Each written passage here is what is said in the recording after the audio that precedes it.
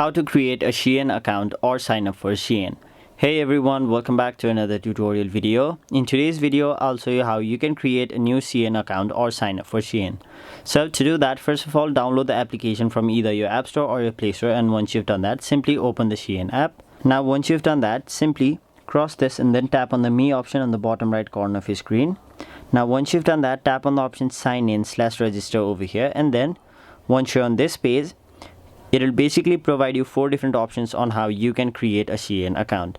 So the first option is using your mobile number or your email address. The second is using your Google account.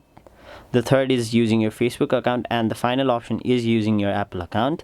So for this video, we'll simply sign up using our email address. So I'll simply enter it over here. Now tap on the option continue. After that, you'll have to create a new password for your Shein account. Now once you've done that, simply tap on the option register.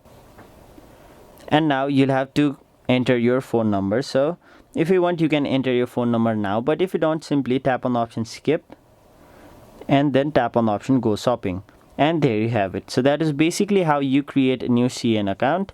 That was it for this video. Hope this video was helpful to you guys, and if it was, make sure you like this video and subscribe to our channel so that you don't miss out on further videos such as these.